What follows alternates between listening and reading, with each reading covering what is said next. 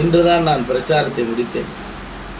பிரச்சாரத்தை முடித்து வருகின்ற பொழுது பார்த்தீர்கள் என்று சொன்னால், என் கண் முன்னாலே ஒரு மந்தையிலே உட்கார்ந்து அந்த ஓட்டுக்கு பணம் கொடுத்து கொண்டிருந்தார்கள்.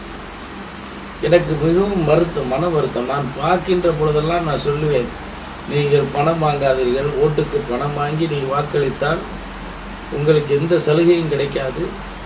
அவர் எங்கே விட்டாரோ அங்கிருந்து தான் பெரிய கருப்பன் மீண்டும் அதை எடுப்பார்.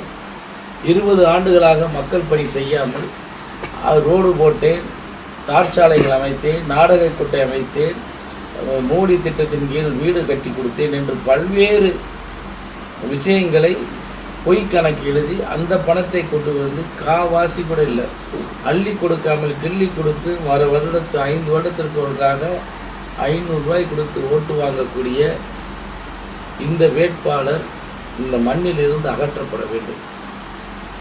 நான் பணம் கொடுத்து வாக்கு வாங்க எனக்கு இஷ்டம் இல்லை, எனக்கு விருப்பமும் இல்லை.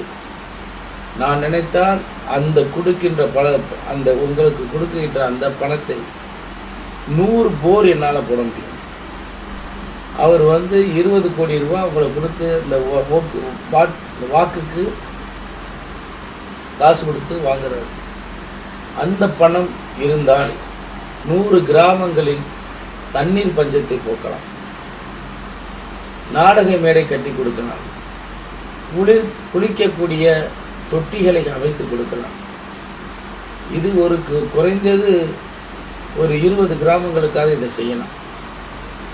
ஆனால் இதையெல்லாம் நீங்கள் விரும்பாமல் அவர் கொடுக்கும் 1000ஐயும் 500ஐயும் பெருசாக நினைக்க போய்தான் இது போன்ற அவலங்கள் 50 ஆண்டுகள் பின்தங்கி இருக்கக்கூடிய ஒரு திருப்பத்தூர் சட்டமன்றமாக இருக்கிறது. நான் நேர்மைக்கு, என்னுடைய உழைப்புக்கு கிடைக்காத வெற்றி, நான் கொடுக்கும் பணத்திற்கு தான் அந்த வெற்றி என்று சொன்னால் அந்த வெற்றியை நான் விரும்ப மாட்டேன். நான் நினைத்தால் பணம் கொடுக்கலாம், ஆனால் கொடுத்ததை எங்கிருந்து எடுப்பேன் என்று நீங்கள் யோசித்து பார்ப்பதில்லை. அதே 20 கோடி என்ன 30 கோடி கூட நான் கொடுக்கலாம். அந்த கொடுத்த பணத்தை நான் எங்கிருந்து எடுப்பேன் என்பதை நீங்கள் யோசிக்க வேண்டும். உங்கள் பணத்தை உங்களிடத்திலே கொடுத்துவிட்டு மீண்டும் உங்களிடத்திலே வசூல் செய்வது தான் ஓட்டுக்கு பணம் வாங்கும் உங்களுடைய நிலை. ஆனால் எனக்கு அதில் விருப்பமும் இல்லை, அதில் நாட்டமும் இல்லை. வெற்றி தோல்வி என்பது ஜனநாயகத்தின் அடிப்படையில் இருக்க வேண்டுமே தவிர பணநாயகத்தின் அடிப்படையில் இருக்கக்கூடாது.